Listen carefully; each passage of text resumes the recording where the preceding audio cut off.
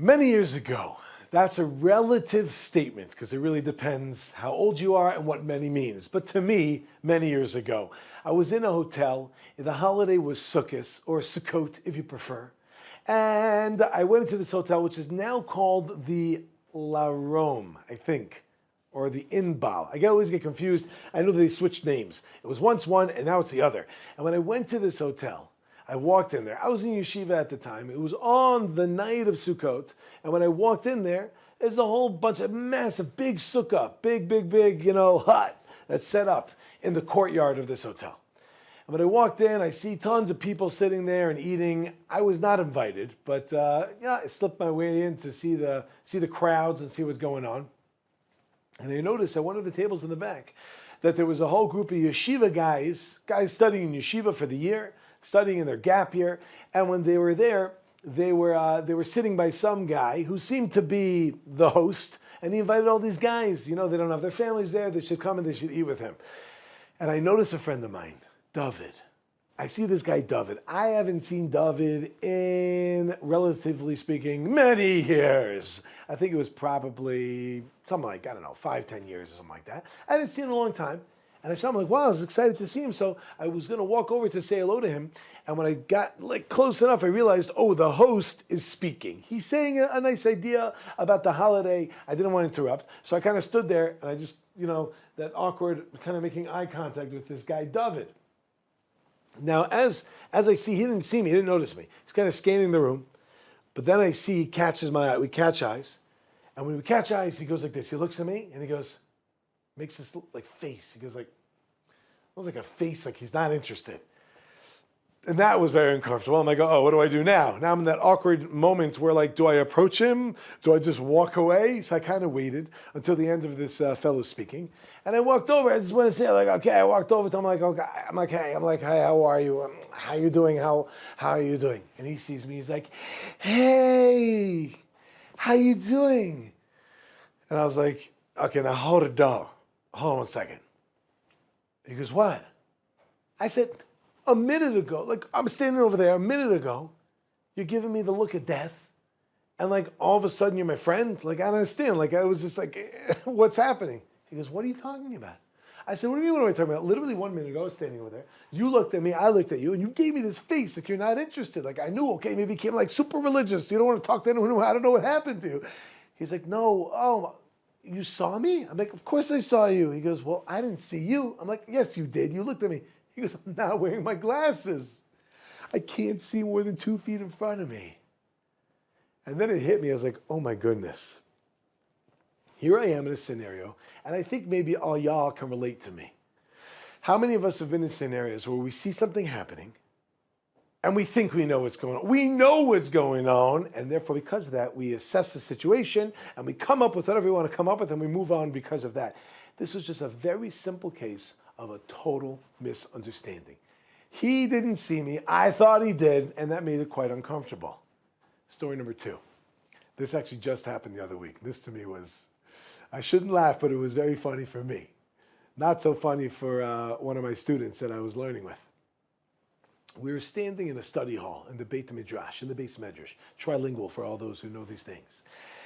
And as we're sitting there, we're actually standing, he's standing in the very front of the room, and I'm standing next to him. Sitting next to him, I have my book that I'm studying from, my Sefer, and he has his open in front of him also. We're learning Jewish law. And as we're learning Jewish law, and I was just kibitzing with him, okay, I shouldn't in the middle, I know, but I was. And I said to him, I'm like, hey, let's call him Eli. I'm just saying, I'm not saying it's his name, I'm saying, let's say. I go, Eli, why don't you, everyone's doing their thing, give a nice whack on the side of this, little podium there, just to get people's attention, make an announcement, tell the people something. He's like, what are you talking about? People are studying, they're learning, they're not going to whack the thing. I'm like, come on, I'll give you 500. I'll give you 500 if you do it.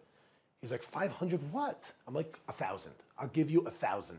Just smack the thing. He's like, what are you talking about? I'm not smacking the thing. I'm like, just smack it. He's like, you know what? Fine, I'll smack it. He lifts his hand up to smack it. He had no intention of smacking it. There's no way he was going to do this. But he was kibitzing back. He's joking with me. So he lifts his hands. He's going to smack it. Suddenly, 2 guys sitting at a table over there were learning, studying together, and it got really heated. And the guy said You don't know what you're talking about. And he smacked the table as hard as he could. When he smacked the table as hard as he could, the entire study hall stopped. Everybody looks up to see who did that to interrupt everybody studying. And there's Eli with his hand like this, right by the podium. So everyone's like, come on, man, what are you doing? He's like, it wasn't me. They're like, yeah, it wasn't you. Sure, it wasn't you. Your hand's up, you're standing by the podium, it wasn't you. He's like, I'm telling you, it wasn't me. I couldn't help, I just went to the side and laughed because I saw the whole thing that was going on. But to everyone else, they're like, that's terrible. How could you disturb everyone? What's going on? Guess what, my friends? It's not what it seems. It's not what it seems. If you haven't picked up yet on what we're talking about over here, what we're talking about right now is something called judging favorably or giving the benefit of the doubt. Now, I think everybody who's listening to this has had scenarios like this. We've all had situations, scenarios where again, we think we know. If we're lucky, we don't say anything. If not, we eat our foot the rest of our lives of the embarrassment we caused ourselves. Judging favorably. This is incredibly important when it comes to all sorts of relationships. Listen, right now, we're watching this. You think we don't have the temple anymore. We don't have the Beit HaMikdash. We don't have the Beis HaMikdash. We don't have the Beit HaMikdash. We don't got our house anymore. Why? Why not? So one of the themes that's spoken about so much is known as sinas chinam of loosely translated baseless hatred. Although the actual literal translation means free hatred. We're willing to just give it out for free. I hate you. You don't have to pay anything. I'm just going to hate you. There's issues that are going on, and I believe that probably the glue in, if not. Yeah, like most relationships of all, is having the ability to know how to give the benefit of the doubt, judging favorably. So many things are going on all the time. Take a step back, chill. Maybe there's more to the picture. Maybe there's more that you're not saying. Maybe there's more. Okay, this is a nice idea, right? All y'all heard of it. Everybody's heard of judging favorably, give the benefit of the doubt. What do you think Judaism has to say about it? Nice thing to do or obligation? That's a very big statement there. What do you mean, obligation? Well, maybe. There's always the wise one out there. Take a guess. I'm asking you, right? What do you think? Nice thing to do or obligation? I know there's at least a few of you sitting together, so fight it out. Go ahead. Come on. For the person who's sitting there by yourself, this is going to be an awkward moment of silence. All right. The answer is, okay, it depends. Or as my grandmother likes to say, it's a machloka. It's a debate. The answer is, it can be both, it can be none, depends on the circumstance. But let's start with the following. It's actually mentioned in Judaism, a concept known as dan lekafschus, to judge somebody favorably. The question is, where do we find that? Where do we find that? See, in Judaism, you can't just say whatever you want. Like, take that back. You can. You have the ability to. But actually, we got to be able to back yourself up. Where are you coming from? You want to say an idea? You want to say a concept? Very nice. Where's that coming from? If it's coming from you, so that's nice, but if it's coming from Judaism, it's another story. So where's their source? Is there a source that we know that we have to be understanding and we have to be judging favorably? So I'll tell you what one of the most common answers I get. One of the most common answers I get is from a book called Pirkei Avos. Now, Pirkei Avos is a very quick recap of Jewish history to understand what do I mean by this book. It's a Mishnah. What's a Mishnah? What is all this kind of stuff? So let's just take you on a little journey. The Jewish people are standing on a mountain. The mountain's called Mount Sinai. For the Arabic speakers, Jabal Musa. And now this mountain called Har Sinai, Mount Sinai, we got something called the Torah.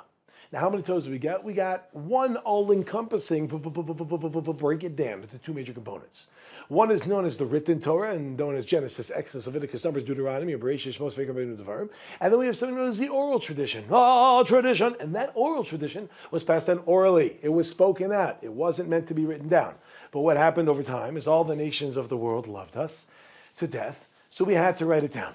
So we went and we wrote it down, and that's why now we have what's called the written oral Torah. One of the greatest bodies of work of the oral tradition is known as the Mishnah. There are 63 or 60, depends how you count it, individual Mishnayot, right, books of Mishnah, and each one of them has a bunch of teachings. One of them is called Avos. Okay, that was just a little history lesson. Now we got what's going on. The Mishnah in Pirkei Avos, which is found in chapter 1, Mishnah 6, comes along and says the following statement. Yehoshua ben Prachia, v'nitar ba'eli kiblu mehem. That means Joshua the Parachite and Nitai from a place called Arbeili. He came along, they received the tradition. There's a tradition of going on. The beginning of that book starts with Moshe Kibbut Torah Sinai. Moses got the Torah from Sinai, passed on to Joshua, Joshua to the elders to the prophets to men of great assembly, and rabbi, student, rabbi, student, rabbi, student, rabbi, student, rabbi, student, until today. And the next one starts off with a guy named Shimon, right? Shimon HaTzadik. After that, it's Antigonus Isocho. Then Yosef ben Yosef Yerushalayim. Then Yoshua ben Prachia Baili, and that's where we are. 1-6. Yoshua ben Prachia Omer, the following line. Aseh lecha Rav, ukenei lecha chaver, vehavedan es kol ha'adam lekav zchus. Now, for those who don't speak any Hebrew, and I just said, I'll translate. Number one, aseh lecha Rav, that means make for yourself a mentor. Make for yourself a rabbi. Get someone that you can speak over ideas with. Number two, kenei lecha chaver. Literally, buy yourself a friend. Nobody likes you. You go to a website, buyafriend.com. You put in a donation, and we'll see what we can do. Or you have to literally, as Rabbeinu Yonah, one of the great sages explains, living in the 13th century in Spain, a place called Girona, he says, what does that mean? That means you have to be willing to spend money to actually develop this relationship. And number three, and one should judge, ve'havedan es kol ha'adam lekav zchus, which means you should judge the person to the palm meritus. Okay, now that that's clear, I shall explain what in the world does that sentence mean. So for the Hebrew speakers, you may be familiar. How do you say scale in Hebrew? In modern Hebrew, there's something known as well, it's not only modern Hebrew, it's actually biblical Hebrew as well, but something that's a mishkal. That's a more, usually that's the word that comes up. But there's something else, which maybe you saw in a Rosh Hashanah card, where you have like these people with the scales like this. This is called in Hebrew a kaf moznaim. Why is it called the kaf moznaim? Because a kaf literally means a palm. There are two palms there. So when it says that you should judge every the person to the palm meritus, that means give them merit, judge them favorably, give them the benefit of the doubt. So there you have it. We have a source of where it says that a person should judge somebody favorably. Avos, chapter 1, Mishnah 6. There's only one problem. ¿Cuál es el problema? So you ask where, what? What's the problem? The answer is, although it's true that Mishnah is Torah and Torah is Mishnah, there's something quite unique about Avos. Something quite unique about this particular book. What is it? As Maimonides says, great sage, lived from 1135 to 1204. He accomplished a lot in a half hour. Originally from Cordova, I think. Cordova, Spain also. I think I got that right. Anyway, so Maimonides comes along and he explains that the book of Pirkei Avos is loosely translated as ethics from Sinai, ethics from our fathers. And that is, this is what we would call lifnim mishuras adin, above and beyond the letter of law, or perhaps they would call it midus chasidus, levels of piety, but not necessarily you obligated to keep this stuff. So we're back to square one. Hudra kushta leduchte for all the Talmudists out there. We're back to our original question, and that is this a nice thing to do or an obligation? So the answer still remains obligation. We just have to find where we see that. And that, my friends, for that I turn you to Leviticus chapter 19, verse 15. That would be Yutes Tesvav in Vayikra. And the pasuk tells us, right in the middle of the 5 books, says the following. I'll tell you in English. You shall not pervert justice. Hold on. You shall not make a perversion of justice. You shall not favor the poor. You shall not honor the great. With righteousness shall you judge your fellow. The words are, B'tzedek tishpot amisecha. With righteousness shall you judge your fellow. Interesting. So we have the pasuk itself telling us that actually the Gemara in Shavuos on page 30 goes into this discussion, on Daf Lamed. It discusses this point of B'tzedek tishpot amisecha. With righteousness shall you judge your fellow. Now, when we say this line, you should not commit a perversion of justice. You shall not favor the poor. You shall not honor the great. With righteousness shall you judge your fellow, which we explained to mean judging favorably. Who are we talking to over there? Just listen to the words. Don't commit a perversion of justice. Who are we speaking to? One might say, oh, it sounds like you're talking to judges. You're in a court system, you're with judges. And that happens to be, there are opinions that say that. On the other hand, others say we're actually talking to the entire Jewish people. That is a debate in the Gemara on Daf Lamed in Shavuos. And the Gemara there ends off by saying, why can't we be friends? That it actually comes out to be both. It's not exclusive to one or the other. It's both judges, it's people. We all have the idea of the obligation to judge favorably, to give the benefit of the doubt. Interesting. So now, just to keep us on track, what have we been saying so far? Number one, we got a couple stories explaining judging favorably. Understand that it looks so obvious. Of course he smacked it. And can you believe the face he made at me? He didn't even see you. But we go and we make up certain things. Judge favorably. Come on, but do I have to? The answer is, says the Torah, but Tzedek Tishbet Amisecha, right in the middle of Leviticus 19:15, V'ikru Testafav, and that is that, yeah, you got to judge favorably. You got to give the benefit of the doubt. Now, listen, we could make this a lot longer and go into the details. Who, what, where, when, how, every single time? The answer is no. Example, is there an obligation to keep Shabbos? The answer is yes. When, though? On Shabbos. So there's no obligation to keep Shabbos on Tuesday. So when does it apply and how? There are exceptions, but the general understanding is that we got to judge favorably, give the benefit of the doubt with the day-to-day circumstances that we usually find ourselves in. And now's where things get a bit wild. I want to share with you a Gemara, another Gemara. We spoke at the Mishnah, 63 individual books of Mishnah. The Gemara was following the Mishnah, and that is the explanation, the elaboration, elucidates and makes clear that what the Mishnah was saying. Mishnah was written in shorthand. Gemara goes and breaks it out. The Gemara comes along and says the following. Although we have 63 books of the Mishnah, there aren't that many books of the Gemara, at least the Babylonian Talmud. 63 books of Mishnah. How many books, can anyone guess, how many books of the Babylonian Talmud, if you get my hint over here? 63 books of Mishnah. How many books of Babylonian Talmud? That'd be correct, 36. One of those 36 books is known as the book of Shabbos, the second book in the series of Babylonian Talmuds. And it says the following. If you take a look on page 127b, you'll find the following idea. Kuf Chaf Zayin Amud Beis, 127b. The Gemara comes along, it says a very powerful idea. Says the Gemara, if you judge somebody favorably, so now we got this idea, okay, it's an obligation, but listen how far it goes. If you go and you judge somebody favorably, God in turn is going to judge you favorably. If you go and you give someone the benefit of the doubt, then God in turn is going to give you the benefit of the doubt. Now try to digest what I just said. I think at first glance, at first hearing, it sounds like a nice idea. Okay, nice idea. I judge favorably, God judges me favorably. Sounds good. However, let's try to think about that for a second. Are there any problems with that statement? Any issues with saying, if you judge somebody favorably, God in turn is going to judge you favorably also? Let's think about that. The answer is very, very simply. Let's use an example. Okay, you're walking down the street, and as you pass by a McDonald's, which is in America, which is not kosher yet. Let's give it some time. But you pass by a McDonald's, and there's you see this Hasidic guy.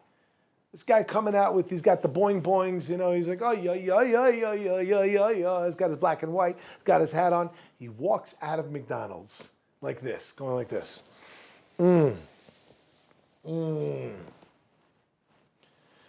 What happened? There are many answers people like to say.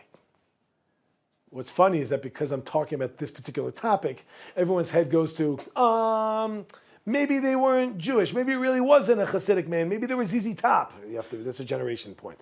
But maybe it was, maybe they were throwing up. That's what happened. Maybe they drank water. Maybe they brought their own tuna bagel in, and that's what they were eating. Maybe that's what happened. Yeah, maybe this, maybe that, maybe the other. You know what else maybe? Maybe they just pounded a double Big Mac with bacon, lettuce, pickles, tomatoes, onions, with the drink on the side. Don't get the ice because it's cold anyway. It takes up 25% of the drink. Maybe that's what just happened.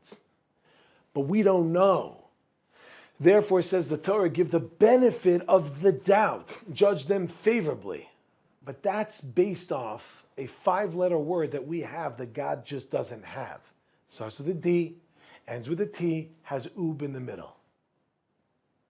Not dubit, nice try though, doubt. You see, God has no doubt. We don't know. We don't know what happened. We see something, we kind of judge it. We don't want to, but we get stuck and we say this, that. But God has no doubts. God knows everything. So how could the Gemara say in Shabbos, page 127, B, excellent, that if you judge somebody favorably, God in turn is going to judge you favorably. If you give someone the benefit of the doubt, God's going to give you the benefit of the doubt. God has no doubts. All y'all hear what's going on? All right. So the truth is, it's really a word game, because we spoke in English. Dan l'kav zchus doesn't have to mean the benefit of the doubt, but it could mean that we're judging favorably. You see, what happens is God kind of mimics. We say, there's a sefer called Nefesh HaChaim which speaks out the wording of Hashem tzilcha. Hashem is like our shadow. He acts with us how we behave. We're going to see more about that in a moment. But here's the point. Imagine for a moment you go ahead and you walk outside and you see someone and they are seemingly, it looks to be a religious Jew, out in the street eating non-kosher. And you say, that's terrible. It's bad enough they're eating non-kosher. They have to do it in public. What's that called? Is that called favorable or unfavorable? It's called unfavorable. Okay, how about this one? You say, you see the person is eating non-kosher and you say, I don't know what they're going through. Maybe they have diabetes. And maybe they were hypoglycemic. That means their sugar's low. And if they don't get sugar now, then that could be the end of them. So they got to eat something quick. What do we call that? That's what we call judging favorably. Maybe there's something else going on. Even if it's objectively wrong what they were doing, but that we're giving the benefit of the doubt over there. Says God the following. What type of person are you? Are you a nitpicky person? Or I once taught a group of only women, they preferred detail-oriented. Are you a detail-oriented person? I was looking at, I can't believe they did that. And can you believe that they did that? And I never would have, it's horrible. Or are we taking a step back and looking at a bigger picture over here? And we're saying, maybe what they're doing is not okay. But who knows why they're doing that? What's behind that? What's the reasoning that they're involved in doing such a thing? Says God, what type of person are you? Are you nitpicky? All right, I'll judge like you with that as well. I can't believe you did that. How could you do the wrong thing? Whatever it is that you did. We've done things that are wrong. So we do something wrong. God says, I can't believe, you did that at that time. Or the person takes a step back. You know what? Yeah, maybe he did the wrong thing. But it's hard for him. You know, he has a Yetzer Hara, an evil inclination. I mean, I know more than anyone. I created him. So what does it mean that if you judge somebody favorably, God in turn is going to judge you favorably? What that means is the type of way of which we present ourselves. If we are the type that are going to be very, very detailed, then Hashem's going to say, okay, I'll do that also. If we're the type that's willing to go and judge favorably and take a look at a bigger picture, then Hashem does that also. And by the way, that answers a question that we sort of brought up, but we didn't. And that's a grammatical issue.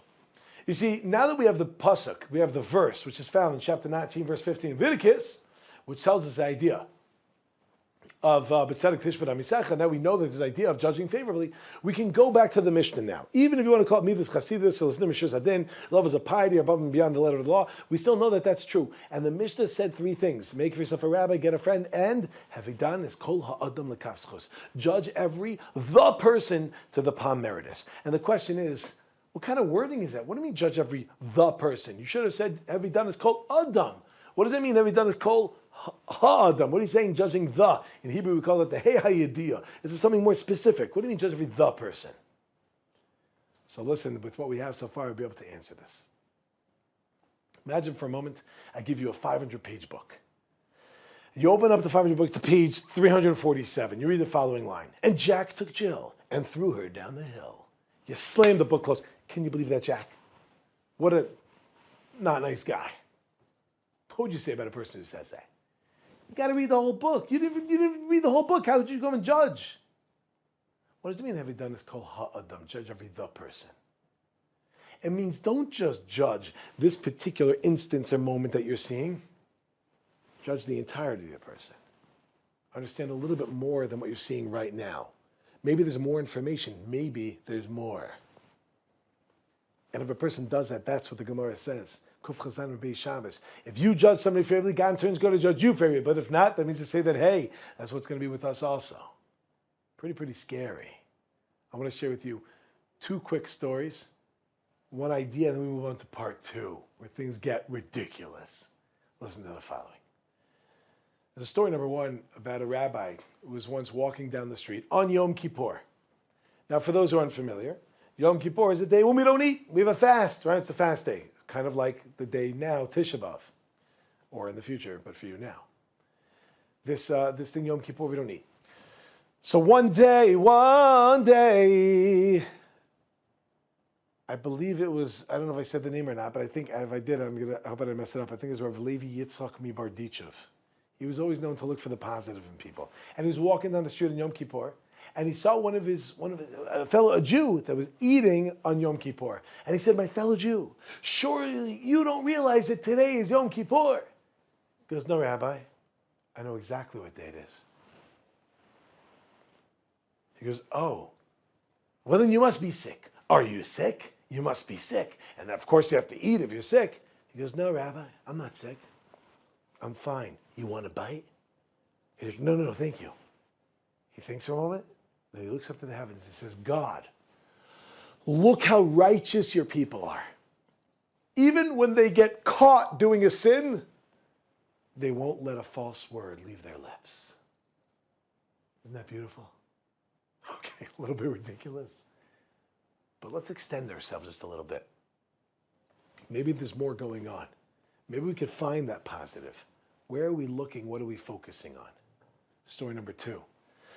The story is told about a rabbi who's walking down the street with a bunch of his students, and they come across a dead donkey.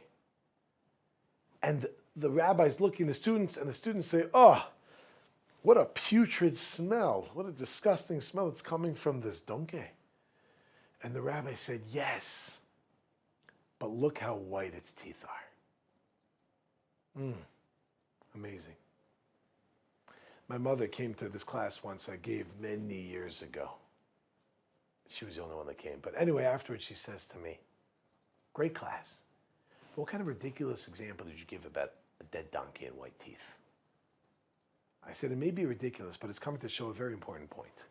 What are you looking at?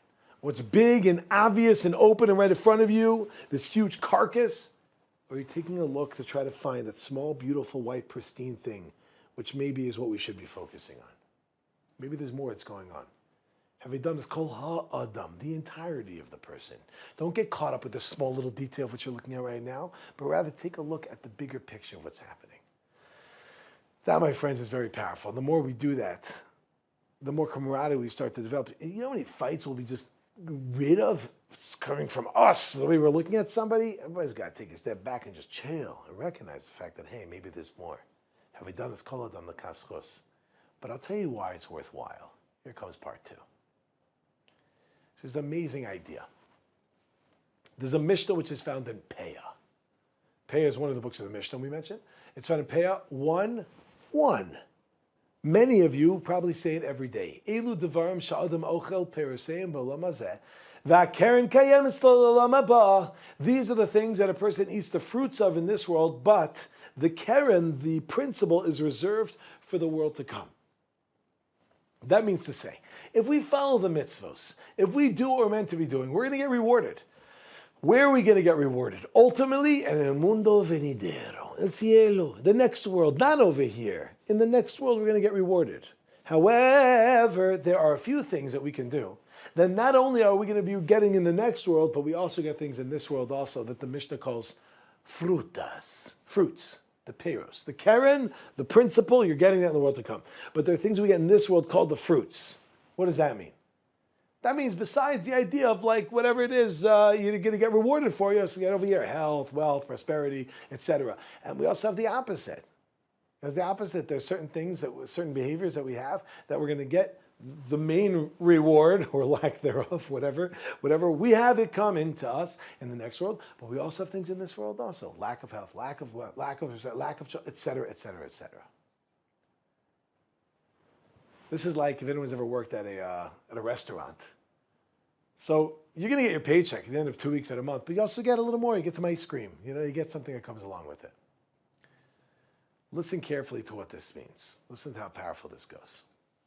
There is a phenomenal idea that I heard many years ago. I actually saw inside a beautiful idea from a great rabbi by the name of the Baal Shem Tov. The Baal Shem Tov says a very, very powerful idea, which I think maybe even the number one thing, the biggest impact that I've heard of that's had in my life, something so impactful. He says the following. So we discussed that there's reward in the next world and there's also fruit in this world. And that's also in the negative realm, that if we do something wrong, well, there's responsibility, there's accountability in the next world, but there's also in this world also. Says the Baal Shem Tov. But there's one fascinating catch, and that is, before a person is judged in this world, they are asked, do you agree with the judgment? Now, I don't know how many times you've had this before, where God cometh downeth with the ministeringeth angels and says, do you agree with the judgment? I imagine that doesn't happen unless it's Purim and you've drinking a little too much. So what does it mean that God asks, do you agree with the judgment? So, I'll tell you what it is. Let's imagine for a moment that we do something wrong. We do something that we shouldn't have done. So an example, I don't know if anyone who's a parent, but I'll give you an example. Let's say I have my son and I go to him and we're outside and I yell at him in public. Maybe something is wrong, maybe something not wrong, who knows? What happens, says the Baal Shem Tov, a day later, a week later, a month later, I will be walking down the street and I will see someone yelling at their kid. And then God waits for me to judge. I have two options. One is I say, that's terrible. It's bad enough yelling at your kid. You got to do it in public. Says God, signed and sealed. You just judged yourself. Well, now hold on 1 second. I didn't sign up for this. The answer is, what do you mean? You mean to say that the person that just yelled at their child in public, that wasn't okay, right? No, not okay. What, there should be accountability? Absolutely. How could he get away with that? 1 second, didn't you do that like 3 weeks ago? Oh, whoops. What I meant is, that's great that they're yelling at their kids. That's fantastic. It doesn't work like that. It's got to be real. It's got to be real. So what happens is, says the Baal Shem Tov, that's what Hashem does. He puts us in a scenario where we get to see ourselves, and he waits for us to judge. This is why this ain't no games. Understand that sometimes we're judging people not realizing, wait a minute, me's me. And we realize that we're the very ones that we're judging. Scary concept, my friends. How many times a day do we judge? Okay, no, we don't judge. I don't judge you. You don't judge me. It's a bunch of boo hockey. Every one of us is judging everyone else all the time. The question is whether you say something or not. But it's up in here, up in here. We think things. So what am I supposed to do? And really what? So I mean, God needed me to be the judge. He didn't know himself. He had to put me through that circumstance. Of course Hashem knew. Of course God knows. But guess who doesn't know how we look at scenarios? We don't. We live our lives and we behave certain ways without even being aware of what we're doing. Therefore, we need to see other people doing that in order to learn from it. Like the Mishnah says in chapter 4, Mishnah 1, Ben Zoma Omer, Ezu Chacham, Halomid Mikol Adam. Who's a wise person? Someone who learns from every person. Someone who's able to go out and see a scenario and say, wait a minute, do I behave like that? Do I do that? Maybe I should work on myself. Maybe I should change. That, my friends, is a very powerful idea. The only question is, where'd you get that from? You can't just make things up, right? Got to back yourself. Where do we have a precedent like this? That somebody goes ahead and they judge someone, and the way in which they judge is how they're going to be judged. Very quickly, I'll tell you. The story is about someone by the name of King David. The story is, King David, one day, what happens? Very well-known story with King David and someone by the name of Bathsheba. I'm not going into the depth of this. It requires its own discussion to understand what happened over there. King David is married to Bathsheba, Bathsheba is married to a guy named Uriah Hittite, and King David wants to be with Bathsheba. He sends a husband to the front lines of war, gets him killed off, and he marries her off. How could you do that? What's happening there? Was it okay? Was it not okay? The Gemara says anyone who says that David sinned, you're making a mistake. But then the Gemara says David sinned. So which one is it? Whole in-depth discussion, which we'll probably never have together. However, maybe another time, but let's just understand the following, just the basics of what occurred. He goes ahead and he sends the husband to the front lines of war. And he ends up marrying this woman. Comes along someone by the name of Nathan the prophet, Nasan Hanavi. And he says to him, King David, I have a story to tell you. He says, pray tell. He says, once there was a very poor man. He had nothing but one sheep. And he raised the sheep, he fed the sheep, he took care of the sheep, he did everything the sheep needed, he took care of it. And there was once a rich man. And this rich man had loads of sheep and herd and flock and cattle and all that stuff. And one day, the rich man went over to the poor man and he said, you know what, I need that sheep. And he took the poor man's sheep. He slaughtered it and he took it for himself. What do you say about that guy? Says King David, that's terrible. You're taking from that poor man. That man should be killed. Says Nathan the prophet, no son hanavi, as you speak, so shall you be judged. Now, King David was a smart guy. He picked up on it, but I'll fill you in on it. He says, what? He goes, yeah. Uri Achiti, he was a poor man. He had one wife. You're the king. You have loads of wives. You go and you take his wife from him. And he realizes it. He ends up doing tshuva. He repents. There's a whole storyline that happens. There was some ramifications, but the point is he changes based off that, but we find a precedent. The way in which we judge is how we, in turn, are going to be judged. Be very careful when you judge, because it could be that you're judging yourself. Okay, so we found the precedent. Let's just find one more idea, and then we're done. I guess we'll recap it. Let me recap everything we did, and we'll end off with this last point. So we started off in the beginning.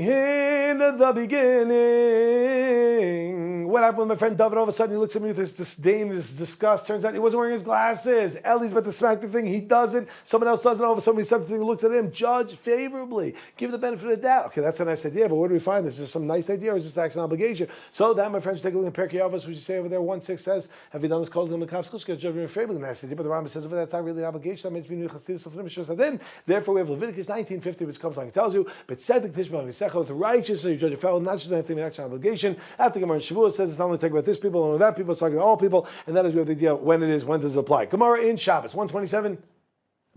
Excellent. Comes along and says the way in which you judge, if you judge something favorably, God in turn is going to judge you favorably. What does that mean? What type of person are you? Nitpicky, detail-oriented, or just take a step back and look at the whole picture? And that's what it means. It's called ha'adam, the person. The entirety of a person, understanding exactly the whole thing about what the person is going through. That, my friends, is a game changer over there, because there's so much more that's going on which you're not even aware of.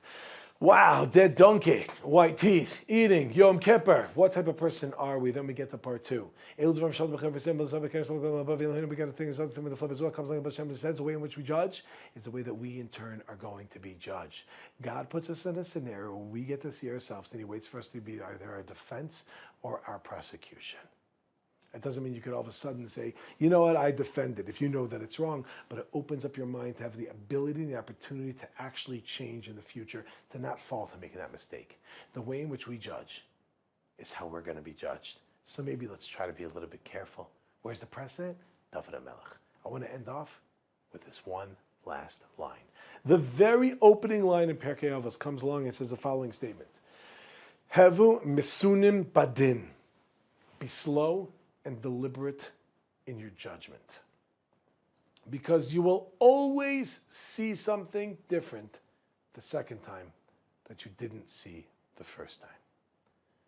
As perhaps now many are still sitting on the floor and maybe sat up already, if it's past Chatzos you're watching this, we don't want to go through another Tisha B'Av.